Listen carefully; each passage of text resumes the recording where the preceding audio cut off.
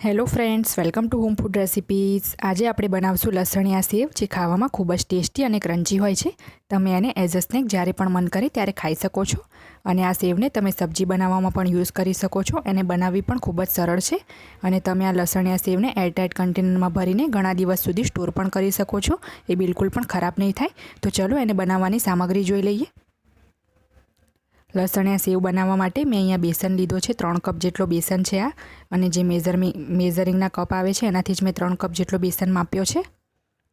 આ મેં લસણની પેસ્ટ લીધી છે 3 મોટી ચમચી જેટલી, અને લસણની પેસ્ટ આપણે તાજી બનાવીને ફ્રેશ જ યુઝ કરવાની છે, તો જ સેવનો ટેસ્ટ સારો આવશે। 2 આખી લસણની કળીને મેં મિક્સરમાં પીસીને પેસ્ટ બનાવી છે। આ મેં તીખું લાલ મરચું પાવડર લીધું છે 1.5 મોટી ચમચી। કાશ્મીરી લાલ મરચું પાવડર લીધું છે 1 મોટી ચમચી। આમાં તીખાશ નથી હોતી, આ કલર માટે છે। ચોખાનો લોટ લીધો છે મેં 1/4 કપ જેટલો, આનાથી સેવ એકદમ ક્રિસ્પી બને છે। ચાટ મસાલો લીધો છે અડધી ચમચી। અજમો લીધો છે અડધી ચમચી। મીઠું લીધું છે સ્વાદ મુજબ, અને આ મેં 3 ચમચી જેટલું તેલ લીધું છે, જેને આપણે ગરમ કરીને યુઝ કરશું।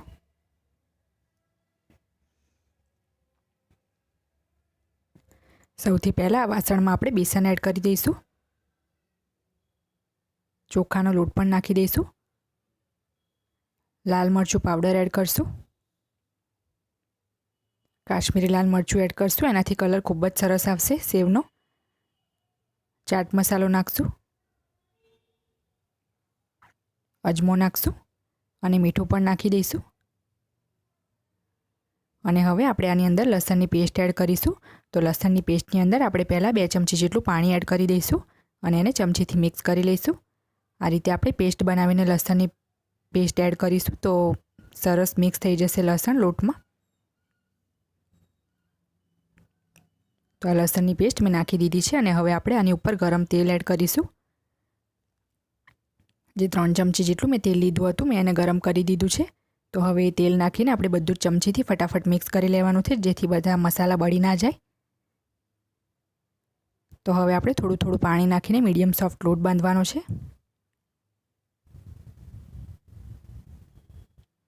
ધ્યાન રાખવાનું છે કે લોટ કઠણ નથી બાંધવાનો, મીડિયમ સોફ્ટ જ લોટ રાખશું। તો હવે હું આનો લોટ બાંધી લઈશ। તમે જોઈ શકો છો કે મેં મીડિયમ સોફ્ટ લોટ બાંધી લીધો છે, અને આ જે લોટ છે એ હાથમાં ચોંટે છે ખૂબ જ, કારણ કે બેસન યુઝ કર્યો છે। એટલે વચ્ચે વચ્ચે આપણે થોડુંક તેલનો હાથ મારતા રહીને પણ લોટને મસળી લેવાનો છે। તો હવે આમાંથી 2 ભાગ મેં તોડી લીધા છે, અને આ રીતે આપણે એને લાંબા લુવા બનાવી લઈશું। તો હવે મેં એક સેવનો સંચો લઈ લીધો છે, જેને આપણે સૌથી પહેલાં તેલથી ગ્રીસ કરવાનો છે, જેથી જ્યારે આપણે સેવ બનાવશું તો આ લોટ અંદર ચોંટશે નહીં। અને સેવ બનાવવાની મેં બારીક એકદમ ઝીણા કાણાવાળી જાળી લીધી છે। તો આ રીતની જાળીને પણ આપણે તેલથી ગ્રીસ કરી લેવાની છે, અને એને પણ આપણે સંચામાં નાખી દઈશું। તો હવે આપણે જે લુવા બનાવ્યા હતા લાંબા, એને આપણે આ રીતે અંદર એડ કરીને દબાવીને ભરી દેવાનું છે, અને હવે એની ઉપર આપણે લીડ બંધ કરી દઈશું।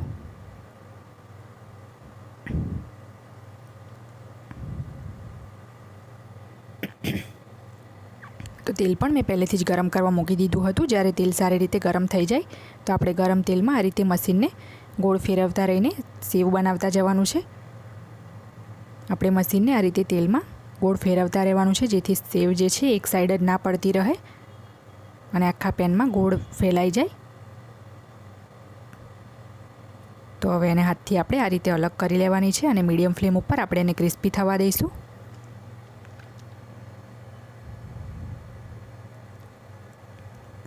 તમે જોઈ શકો છો કે સેવમાં હવે બબલ્સ દેખાવાના ઓછા થઈ ગયા છે। તો હવે એને પકડીને આપણે બીજી તરફ ટર્ન કરી લઈશું, અને બીજી બાજુથી પણ આપણે એને થોડીક સેકન્ડ માટે ફ્રાય થવા દઈશું। સેવ જ્યારે બંને તરફથી ફ્રાય થઈ જાય તો આપણે આને બહાર કાઢી લઈશું। આપણે આ સેવને એકદમ વધારે ફ્રાય નથી કરવાની, નહીં તો સેવનો કલર પણ બદલાઈ જશે અને એ બળી જશે। ખાવામાં પણ એકદમ બળેલા જેવો ટેસ્ટ આવશે, અને આ સેવને વધારે સમય પણ નથી લાગતો ફ્રાય થવામાં। તો સેમ આ જ રીતે હું એક ફરી વખત સેવ બનાવીને બતાવું છું। તો મશીનને આપણે તેલમાં આ રીતે ગોળ ફેરવતા રહેવાનું છે, જેથી સેવ એક તરફ ના પડતી રહે।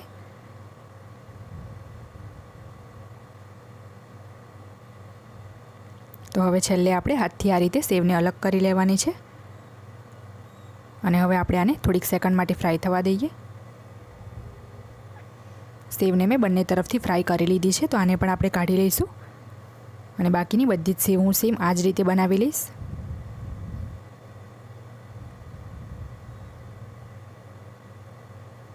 ફ્રેન્ડ્સ, મેં બધી સેવ ફ્રાય કરી લીધી છે અને આ સેવ ખૂબ જ ક્રિસ્પી બની છે.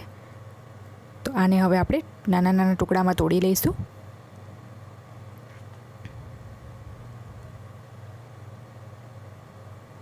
તો તમે જોઈ શકો છો કે એકદમ સરળતાથી આ સેવ તૂટે છે અને આપણે આમાં બેકિંગ સોડા પણ યુઝ નથી કર્યો, તો પણ એકદમ ક્રિસ્પી બની છે. તો આ જ રીતે હું બાકીની બધી જ સેવ તોડી લઈશ. તમે આ સેવને નાના બાળકોના લંચ બોક્સમાં પણ આપી શકો છો, એમને પણ એ ખૂબ જ પસંદ આવશે. અને આનાથી પહેલાં પણ મેં લસણિયા ગાંઠિયા કેવી રીતે બનાવવા એની રેસીપી અપલોડ કરેલી છે, એની પણ હું લિંક નીચે ડિસ્ક્રિપ્શન બોક્સમાં આપી દઈશ. જો તમારે મારો એ વિડીયો જોવો હોય તો તમે એને પણ જોઈ શકો છો. તો જો તમને મારી આ રેસીપી પસંદ આવે તો મારી ચેનલને લાઇક, શેર અને સબસ્ક્રાઈબ કરવાનું ના ભૂલશો. સબસ્ક્રાઈબ બટનની બાજુમાં જે બેલ આઇકન છે એને પણ ક્લિક કરો, જેથી તમને મારા દરેક વિડીયોની નોટિફિકેશન મળતી રહે. જો તમારે મારો આ વિડીયો હિન્દીમાં જોવો હોય તો એની લિંક મેં નીચે ડિસ્ક્રિપ્શન બોક્સમાં આપી દીધી છે. તો મળીએ નેક્સ્ટ વિડીયોમાં. ત્યાં સુધી આવજો.